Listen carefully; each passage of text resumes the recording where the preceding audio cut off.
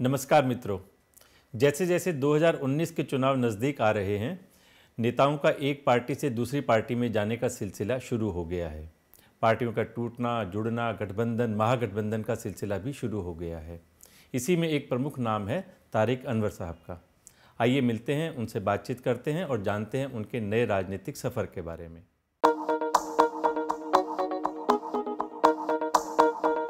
20 साल एनसीपी में रहने के बाद एक बार फिर कांग्रेस में शामिल होने वाले तारिक अनवर उन असंतुष्टों में से थे जिनको ये बात खटकती थी कि सोनिया गांधी विदेशी मूल की हैं। यही मुद्दा उठाने पर कांग्रेस ने 1999 में शरद पवार, पीएल संगमा और तारिक अनवर को पार्टी से बाहर निकाल दिया था। उसके बाद इन तीनों ने मिलकर एनसीपी बनाई थी, जिसमें तारिक अनवर महासचिव थे। सितंबर में शरद पवार के राफेल पर मोदी को क्लीन चिट देने का आरोप लगाकर उन्होंने राष्ट्रवादी कांग्रेस पार्टी को छोड़ दिया और सांसद पद से भी इस्तीफा दे दिया। ऐसे तो बहुत समय से तारिक के कांग्रेस में आने की अटकलें लगाई जा रही थीं, लेकिन सही समय देखकर तारिक अनवर ने कांग्रेस का दामन थाम लिया। अल्पसंख्यक चेहरा तारिक 25 साल की उम्र में ही कांग्रेस में आ गए थे।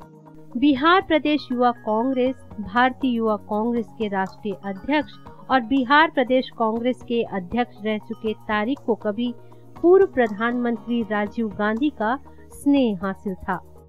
वो 5 बार लोकसभा के सांसद और 3 बार राज्यसभा के सांसद रहे। एक समय वो कांग्रेस पार्टी के कार्यवाहक अध्यक्ष रहे सीताराम केसरी के भी काफी करीब थे।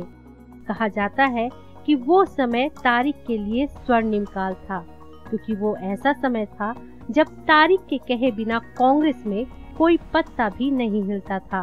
तारिक अनवर की पार्टी में वापसी को बिहार में महागठबंधन के लिए बूस्ट माना जा रहा है। ऐसा कहा जा रहा है कि 2019 में वो फिर से लोकसभा चुनाव कांग्रेस की टिकट पर लड़ सकते हैं। फिर से कांग्रेस पार्टी में शामिल हुए तारिक अनवर ने बिहार में कांग्रेस को मजबूती दे दी है। वहीं कई कांग्रेसियों के लिए वो चुभता हुआ कांटा भी है। अभी कांग्रेस पार्टी में बड़े अल्पसंख्यक चेहरे के रूप में अहमद पटेल और गुलाम नबी आजाद को देखा जाता है, लेकिन माना जा रहा है कि इन नेताओं के लिए कहीं न कहीं तारिक अनवर आंख की किरकिरी बन सकते हैं। फिलहाल तारिक वही हैं जहां से उन्होंने राजनीति की शुरुआत की थी। तो ये था तारिक अनवर जी का अब तक का राजनीतिक सफ़र। आइए तारिक जी से बात करते हैं और जानते हैं उनकी भविष्य की योजनाओं के बारे में। तारिक जी, आपका कार्यक्रम में स्वागत है। धन्यवाद। आपने तारिक जी जिस पार्टी को 20 साल तक खुद सींचा, उसको इतने अच्छे लेवल तक लेकर आए, राष्ट्रीय और राज्य स्तर पर आपने कांग्रेस से गठबंधन भी किए, आज आपने उसी पार्टी को एक छोटे से मुद्दे को लेकर छोड़ दिया। आपका क्या कहना है? देखिए, पहली बात तो वो मुद्दा छोटा नहीं था, क्योंकि यूँ कहा जाए कि पहली बार प्रधानमंत्री अगर घेरे में आए हैं तो रफाल को लेकर आए, जो उनको जवाब देते बन नहीं रहा है, सफाई देते बन नहीं रही, और पूरा विपक्ष ये मांग कर रहा है कि जेपीसी बनाई जाए, उस पूरे मामले की छानबीन हो। और उसी मुद्दे को लेकर आपने देखा अभी कि सीबीआई के डायरेक्टर को भी रातों रात बदल दिया गया, और ये मामला और उलझता चला जा रहा है। तो उस समय हालांकि मेरा पवार साहब के साथ बहुत अच्छे संबंध रहे हैं और आगे भी रहेंगे, उनका बहुत मैं सम्मान करता हूँ, सीनियर लीडर हैं, इस देश के वरिष्ठ नेता हैं, लेकिन उनका जो बयान आया रफाल को लेकर, एक प्रकार से उन्होंने प्रधानमंत्री को क्लीन चिट दिया। उनका जब बयान आया तो बाद में उन्होंने खुद इसका क्लैरिफिकेशन दिया कि मेरे बयान को तोड़ मरोड़ कर पेश किया गया है। तो आपने उनसे बात भी नहीं की कि आपका क्या कहना था? नहीं, हमारी उनसे बात नहीं हुई। हमने इंतज़ार ज़रूर किया कि जो उनका बयान आया, फिर जैसा मैंने कहा कि अमित शाह जी का बयान आया उनके पक्ष में, और अमित शाह जी का जो बयान था वो बिल्कुल अपोजिशन को डिमोलाइज करने वाला था, क्योंकि उन्होंने ये कहा कि शरद पवार जी जैसे सीनियर लीडर से सीखना चाहिए, अपोजिशन को सीख लेनी चाहिए। हमको उम्मीद थी कि फ़ौरन पवार साहब का कोई कंट्राडिक्शन आ जाएगा, लेकिन वो आया नहीं। और जब हमने 24 घंटा इंतज़ार करने के बाद हमको लगा कि अब उनका कोई बयान इस संबंध में नहीं आया है, तो ऐसा लगता है कि उनकी सहमति है इस बयान पर। ऑफ कोर्स वो थोड़ा जल्दबाजी का फ़ैसला था, लेकिन चूँकि ये मामला एक प्रकार से नेशनल पॉलिटिक्स से जुड़ा हुआ था, तो हालांकि ये मेरे लिए बहुत कोई आसान फ़ैसला नहीं था। आपने जैसा शुरू में कहा कि 20 साल तक जिस पार्टी को मैंने सींचा, बनाया, और उस पार्टी को यकाएक छोड़ देना, ये एक बहुत बड़ा फ़ैसला था, बहुत कठिन फ़ैसला था। लेकिन जैसा मैंने कहा कि देश की राजनीति को देखते हुए, देश के हालात को देखते हुए मुझे ये फ़ैसला लेना पड़ा। आपने जो राष्ट्रवादी कांग्रेस पार्टी बनाई थी, जो एक मेन मुद्दा था आपका सोनिया गांधी के विदेशी मूल का, वो मुद्दा आज भी है? नहीं, मेरा ख्याल है कि वो मुद्दा, जैसे हम लोगों ने 1999 में हम लोगों ने पार्टी बनाई थी, और उसी साल जो चुनाव हुआ, लोकसभा का चुनाव हुआ, फिर विधानसभा का, महाराष्ट्र का चुनाव हुआ, तो जो लोगों का मत था या जो लोगों का समर्थन मिलना चाहिए था इस इशू पर, वो नहीं मिला। एक तरह से देश की जनता ने उस हम लोगों की जो हम लोगों का वो इशू था उसको नकार दिया। तो इसका मतलब आप मानते हैं कि उस समय आपसे गलती हुई थी? बिल्कुल, मैं समझता हूँ कि एक भावनात्मक गलती थी वो। हम लोग भावना में बहकर एक फ़ैसला हम लोगों ने लिया, और फिर फ़ौरन 2000 में हम लोगों ने कांग्रेस के साथ मिलकर महाराष्ट्र में सरकार बनाया, और 2004 में सोनिया जी के नेतृत्व में यूपीए बना, उसको हम लोगों ने स्वीकार कर लिया। तो अब वो कोई इशू नहीं रहा। तो आप जिस समय राज्य में और राष्ट्रीय स्तर पर भी एनसीपी और कांग्रेस का गठबंधन हुआ, और अब आप दोबारा से कांग्रेस में हैं, तो अब उस गठबंधन पर आपको क्या लगता है, क्या असर होगा? नहीं, हम चाहते हैं गठबंधन रहे, तो सारा विपक्ष एक साथ आए, हम लोगों की कोशिश रहेगी। और जहाँ तक एनसीपी का सवाल है, एनसीपी महाराष्ट्र में तो उसका एक मजबूत अस्तित्व है, इसमें हम इनकार नहीं कर सकते। एक राजनीतिक वहाँ उसकी पहुँच है, पकड़ है, पवार साहब की वजह से है। लेकिन महाराष्ट्र से बाहर हम लोग कुछ कर नहीं पाए। 20 साल ज़रूर हमने लगाया, लेकिन पूरे जो ये हिंदी बेल्ट जिसको हम कहते हैं, किसी भी हिंदी राज्य में एनसीपी का जो सही मानों में एक राजनीतिक पार्टी का अस्तित्व होता है, वो हम बनाने में असफल रहे। और हमको लगता है कि जब तक पवार साहब का नेतृत्व है, तब तक तो महाराष्ट्र में उसकी अपनी जो राजनीतिक पहचान है वो बनी रहेगी। अभी तक का राहुल गांधी का जिस तरह का रवैया रहा है और जिस तरह की उनकी राजनीति रही है, कोई बहुत ज़्यादा सफलता नहीं मिली है। राज्यों के चुनाव में भी और लोकसभा के चुनाव में भी हर जगह उनको हार ही देखनी पड़ी है। आपको लगता है कि आने वाले भविष्य में कांग्रेस कुछ बहुत अच्छा कर पाएगी उनके नेतृत्व में? बिल्कुल कर पाएगी। देखिए, 2014 का जो इलेक्शन था, और जैसा गडकरी साहब ने कहा, अगर उन्हीं की बात को हम मान लें कि हम लोगों को उम्मीद ही नहीं थी कि हमारी सरकार बनेगी, और इसलिए हम लोग जितना भी जिसको कहते हैं कि गलत वादे करते चले गए हम लोग, चाहे वो काला धन को लाने की बात हो, 15 लाख रुपया हर अकाउंट में देने की बात हो, बेरोज़गारी 2 करोड़ नौजवानों को रोज़गार देना हो, किसानों को स्वामीनाथन के रिकमेंडेशन पर उनकी जो कीमत है, जो पैदावार है, उसकी सही कीमत देने की बात हो। मतलब हर क्षेत्र में इन्होंने बहुत बढ़ चढ़ कर वादा किया। बाद में फिर अमित शाह जी का बयान आ गया कि वो तो हमारा चुनावी वादा था, वो तो सिर्फ एक जुमलेबाजी थी। तो लोग इस बात को स्वीकार करने को तैयार नहीं हैं। लोगों को ये उम्मीद थी नरेंद्र मोदी जी से कि ये ज़रूर कोई ना कोई चमत्कार करेंगे और देश के अंदर एक आर्थिक, सामाजिक, हर तरह का परिवर्तन आएगा, एक क्रांति आएगी। एक लोगों का जो भ्रम टूटा है, तो उसका सबसे बड़ा संकेत ये है कि जितने उपचुनाव हुए, और भी लोकसभा के तमाम उपचुनाव में भारतीय जनता पार्टी को मुँह की खानी पड़ी। यहाँ तक कि गोरखपुर, जो उत्तर प्रदेश के मुख्यमंत्री का चुनाव क्षेत्र था, वहाँ भी उनको चुनाव हार देखनी पड़ी। डिप्टी मुख्यमंत्री हैं, उनके यहाँ भी उनको हार देखनी पड़ी। चाहे राजस्थान हो, मध्य प्रदेश हो, बिहार हो, ये पूरे हिंदी बेल्ट में जहाँ से सबसे ज़्यादा समर्थन बीजेपी को मिला था, वहाँ ही उनका साख धीरे धीरे कम होता जा रहा है। अभी गुजरात का भी इलेक्शन आप ले लें, वहाँ भी कांग्रेस आगे बढ़ी, और अभी कर्नाटक के अंदर भी आपने देखा कि भारतीय जनता पार्टी बहुत उनको उम्मीद थी कि हम कर्नाटक में हमारी वापसी होगी, वहाँ वापसी नहीं हुई। जो एक लोगों को भ्रम था उसको टूटने में समय लगता है। लोगों ने, जिसको हम कहते हैं ना कि ब्लाइंड फेथ, आंख मूंद करके लोगों ने भारतीय जनता पार्टी पर विश्वास किया, एनडीए पर विश्वास किया, लेकिन अब एनडीए के पार्टनर ही उनसे नाराज़ हो रहे हैं। बीजेपी के अगेंस्ट होंगे, एनडीए के फेवर में नहीं होंगे, लेकिन कांग्रेस के फेवर में भी नहीं है।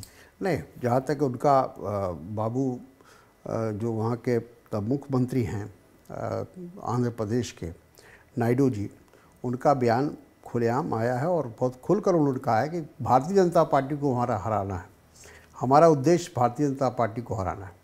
और उन्होंने बात भी की। और अभी तेलंगाना में जो चुनाव होने जा रहा है विधानसभा का, उसमें तेलुगु देशम और कांग्रेस का अलायंस हुआ है। नहीं, यूपीए की जहाँ जहाँ गठबंधन की बात करते हैं, महागठबंधन की बात करते हैं, 4 कदम आगे बढ़ते हैं और 8 कदम उनको पीछे हटना पड़ता है।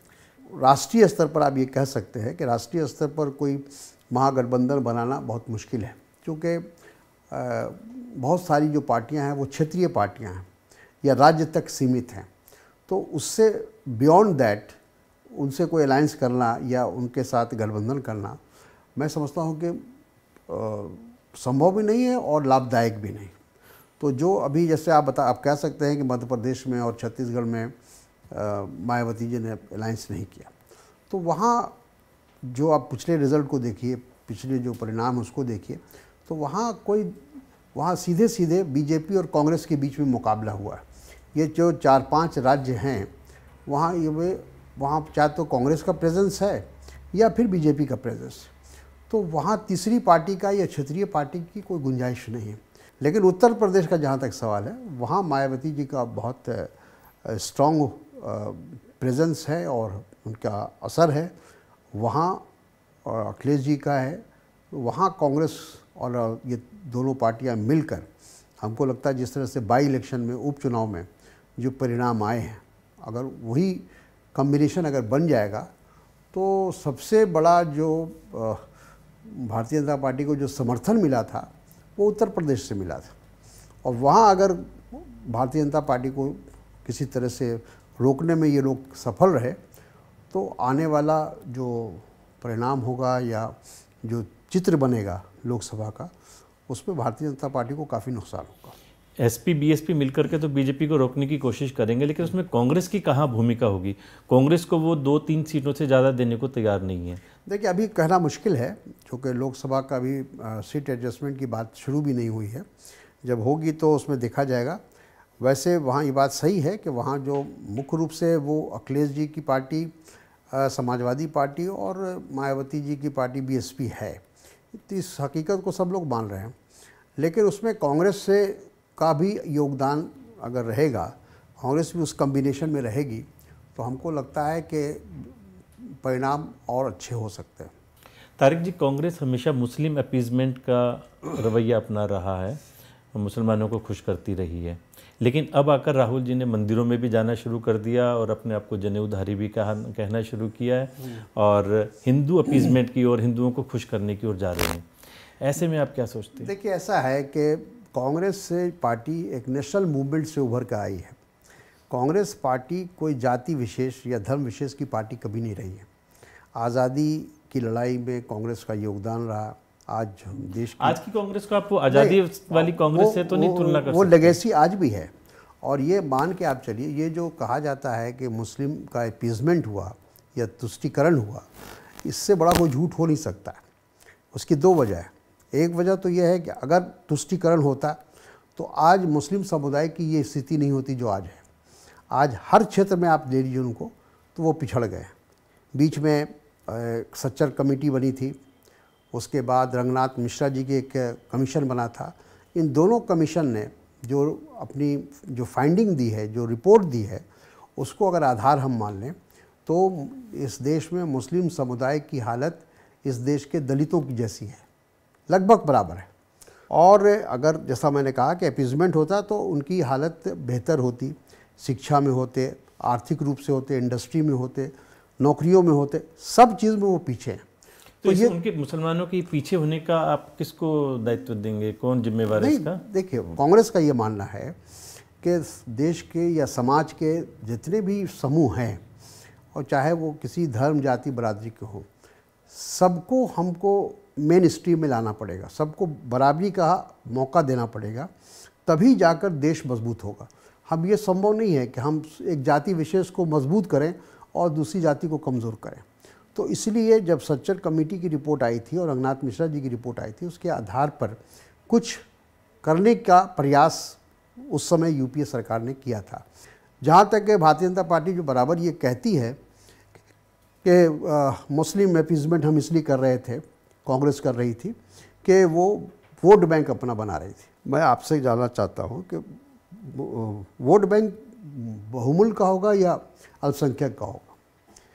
जो लोकतंत्र में जहाँ बहुमत होता है उसी की सफलता होती है। यही बात अब कांग्रेस को समझ में आई है ना, इसीलिए राहुल जी ने अब मंदिरों में जाना शुरू किया। भारतीय जनता पार्टी का ये जो प्रचार है, ये इससे बड़ा कोई झूठ नहीं हो सकता कि हम वोट बैंक बनाने के लिए मुस्लिम समुदाय को उनका अपीजमेंट कर रहे थे या उनके लिए कार्यक्रम कर रहे थे। ऐसी बात नहीं।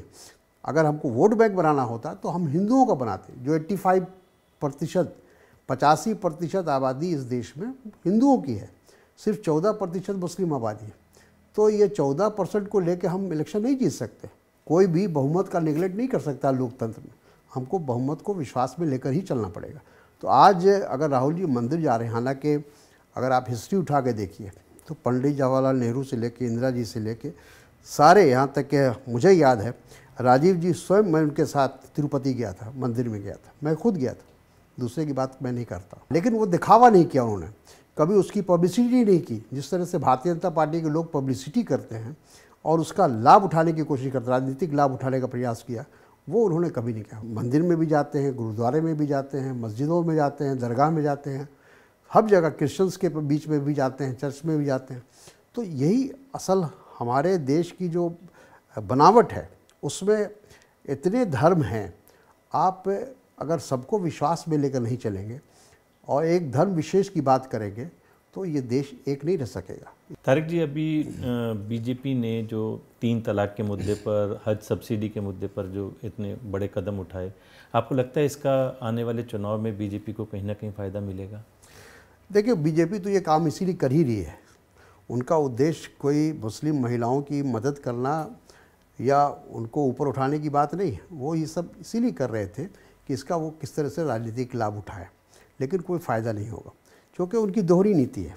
एक तरफ तो मुस्लिम महिलाओं के लिए आप 3 तलाक के ख़त्म करने के लिए आप कानून बना रहे हैं, और दूसरी तरफ अभी जो सुप्रीम कोर्ट का निर्णय हुआ जो केरला के अंदर जो मंदिर को लेकर, तो उसमें आप कह रहे हैं कि नहीं, जो परंपरा थी वही चलनी चाहिए। कहते हैं उस परंपरा को आज के परिप्रेक्ष्य में तो हम देखेंगे ना जी। आज के 3 तलाक आपके मुस्लिम समाज में अगर परंपरा थी, लेकिन आज के संदर्भ में अगर हम देखेंगे तो वो हटना चाहिए। इसी तरह से केरल वाले मामले में एक अगर परंपरा के अनुसार महिलाओं का प्रवेश वहाँ वर्जित था, लेकिन आज के परिप्रेक्ष्य में लगता है कि भाई वहाँ महिलाओं का प्रवेश होना चाहिए। हाँ, लेकिन अमित शाह जी ने क्या बयान दिया है? अमित शाह जी ने कहा कि मैं वहाँ के लोगों की भावनाओं के साथ जाऊँगा, मैं सुप्रीम कोर्ट के निर्णय को नहीं मानता हूँ। अगर हम देश के न्यायालय पर विश्वास नहीं करेंगे, उसके निर्णय पर विश्वास नहीं करेंगे, तो फिर तो देश में अनार्की हो जाएगी। नहीं, हाँ, उसके निर्णय पर निश्चित रूप से सबको विश्वास रखना, लेकिन लोगों की आस्था को भी ध्यान में रखना होगा कि नहीं? नहीं, उन्होंने साफ इनकार कर दिया और कहा कि हमारा समर्थन जो वहाँ के श्रद्धालु हैं और जिन्होंने ये स्टैंड लिया है कि वहाँ महिलाओं का प्रवेश नहीं होना चाहिए, हम उनके साथ हैं। और बीजेपी वहाँ यही काम कर रही है। बीजेपी वहाँ खुलकर विरोध कर रही है सुप्रीम कोर्ट के निर्णय का। तो एक तरफ तो आप सुप्रीम कोर्ट के फैसले का विरोध करते हैं और दूसरी तरफ 3 तलाक पर कहते हैं कि नहीं, ये जो रूढ़िवादी परंपरा है इसको ख़त्म होना चाहिए। कुरान में लिखा गया है, जो इस्लामिक जिसको कहा जाए कि तरीका है, उसमें 3 तलाक के देने का जो प्रावधान है वो उसके लिए कम से कम 1 महीने का पीरियड है।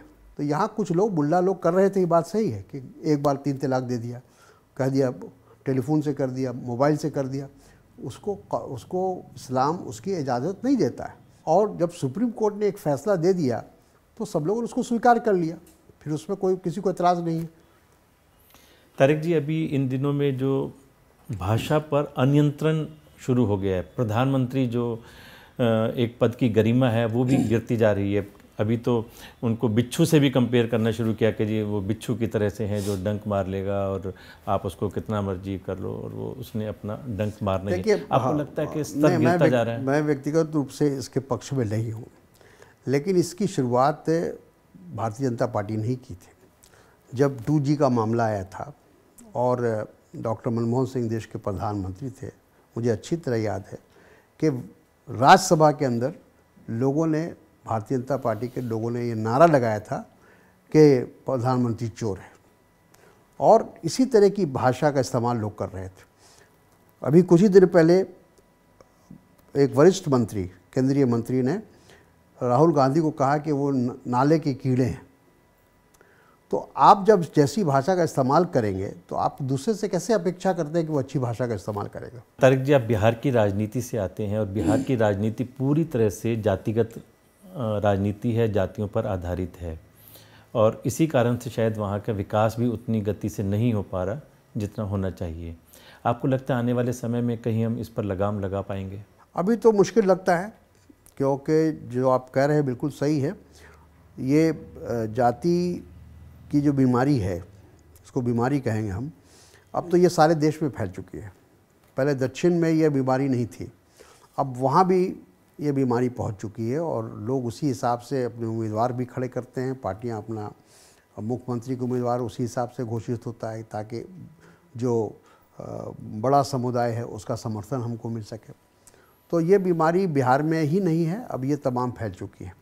अब इससे कैसे निजात दिलाया जाए, ये कोई मामूली बात नहीं है, और ये एक सामाजिक त्रुटि कहा जाए इसको, और इसको दूर करने में समय लगेगा। बिहार की शक्ल, सूरत और चित्र बदल नहीं सका है, और उसका एक मुख्य कारण, मैं आपकी बात से सहमत हूँ कि जातिवादी जो राजनीति है वो भी उसके लिए जिम्मेदार है। तारिक जी, अभी जो अयोध्या मुद्दे पर सर्वोच्च न्यायालय का जिस तरह का रुख आया है, लगता है अभी जल्दी से कुछ सुनवाई ना शुरू होने वाली है, ना निर्णय आने वाला है। कम से कम जो 2019 के चुनाव हैं उससे पहले तो कोई निर्णय आएगा नहीं। ऐसे में विश्व हिंदू परिषद, संघ, बीजेपी सब ओर से डिमांड शुरू हो गई है कि अध्यादेश लाकर और राम मंदिर का निर्माण शुरू करना चाहिए। भारतीय जनता पार्टी भी नहीं चाहती है कि इसका कोई समाधान निकले, क्योंकि हर 5 साल में वो इसको इस्तेमाल करते हैं। जब चुनाव आता है, लोकसभा का होता हो या उत्तर प्रदेश का चुनाव होता हो, तो उनको राम मंदिर याद आता है, और फिर उसके ऊपर पूरी राजनीति चलती है, और उसका वो राजनीतिक लाभ भी उठाते रहे हैं। लेकिन हकीकत में वो इसका समाधान नहीं चाहते। अगर चाहते हैं तो ज़रूर कोई ऐसा कदम उनको उठाना चाहिए था। दूसरी बात है कि ये मामला न्यायालय में है, और भी सुप्रीम कोर्ट में। तो हमारे संविधान का, जैसे मैंने शुरू में कहा कि न्यायालय जो है वो एक मुख्य अंग है, एक मुख्य स्तंभ है, और आपको अगर देश के संविधान में विश्वास है तो आपको न्यायालय पर भी विश्वास करना पड़ेगा। तो जब मामला न्यायालय में है, न्यायालय तमाम चीज़ों को देख के फैसला लेगा। उसके सामने, जैसा कल कहा भी चीफ जस्टिस ने, कि हमारी वो प्राथमिकता नहीं है, हम तो देखेंगे, सारी चीज़ों को देखने और समझने के बाद हम कोई फैसला लेंगे। न्यायालय को राजनीति से कोई लेना देना नहीं, वोट से कुछ नहीं लेना देना नहीं। तो मेरा अपना मानना है, और कांग्रेस ने भी कल स्पष्ट किया है कि न्यायालय के फैसले तक इंतज़ार किया जाना चाहिए। तारिक जी, धन्यवाद। आपसे अलग अलग मुद्दों पर अच्छी चर्चा हुई। अंत में आपसे एक बात जानना चाहेंगे, आपको लगता है आप कांग्रेस में दोबारा गए हैं तो वही सम्मान आपको दोबारा मिल पाएगा जिस सम्मान के आप अधिकारी हैं, या जो सम्मान पहले आपको पार्टी में मिलता था? देखिए, हमने कोई शर्त नहीं रखी थी कांग्रेस में वापसी के लिए, क्योंकि हालात ऐसे पैदा हो गए। फिर हमने बहुत इस पर विचार किया कि आज जो देश के हालात हैं उसमें लोकतंत्र के लिए भी आवश्यक है कि एक मजबूत विपक्ष बने, और वो मजबूत विपक्ष कांग्रेस के अलावा कोई दूसरा नहीं बन सकता है, क्योंकि एक राष्ट्रीय पार्टी की हैसियत से भी, और उसकी हर जगह, हर प्रदेश में कहीं ना कहीं, हर क्षेत्र में उसकी मौजूदगी है। तो राष्ट्रीय पार्टी में जाकर हम ज़्यादा कुछ योगदान कर सकते हैं, और इसीलिए हमने कांग्रेस को चुना। और हमारा उद्देश्य यही रहेगा कि जो भी हमें जिम्मेदारी दी जाएगी, नहीं तो कांग्रेस के एक कार्यकर्ता ही के रूप में कांग्रेस को मजबूत करने का काम करेंगे। जो मेरा एक संगठन का अनुभव है इतना लंबा, उस अनुभव का फ़ायदा पार्टी को मिले, ये हमारी कोशिश है। आपको लगता है कि एनसीपी के बाकी नेता भी आपका अनुसरण करेंगे, कुछ और लोग भी यहाँ जुड़ सकेंगे? देखिए, राजनीति में तो कुछ कहा नहीं जा सकता, लेकिन मेरी तो अपनी उनसे अपील भी होगी और इच्छा भी है कि जितने भी लोग जो कांग्रेस विचारधारा के लोग हैं, किसी वजह से अलग हो गए, हम भी उसमें से एक थे, तो हम सबको आज की परिस्थिति में, आज की जो राजनीतिक के हालत है देश की, क्योंकि जिस प्रकार से भारतीय जनता पार्टी या कहा जाए कि मोदी जी शासन चला रहे हैं, तो उसमें ज़रूरी है कि एक मजबूत विपक्ष तैयार हो और तमाम कांग्रेस जन जो किसी कारण कांग्रेस छोड़कर चले गए हैं अलग अलग राज्यों में, वो सब फिर से कांग्रेस में आ जाए, मेन स्ट्रीम में आ जाए। बहुत बहुत धन्यवाद तारिक जी, आपके उज्जवल राजनीतिक भविष्य की कामना हम करते हैं। आप आए, आपका बहुत बहुत धन्यवाद। आपका भी बहुत बहुत धन्यवाद। तो ये थे हमारे आज के मेहमान तारिक अनवर जी, जिन्होंने स्वीकार किया कि हाँ, मुझसे 20 साल पहले गलती हुई थी और मैंने कांग्रेस को छोड़ करके एक बहुत बड़ी भूल की थी। बड़े बड़े वायदे किए हैं इन्होंने, कांग्रेस को कहाँ लेकर जाएंगे समय बताएगा। अगले सप्ताह फिर मिलेंगे एक नए मेहमान के साथ। नमस्कार।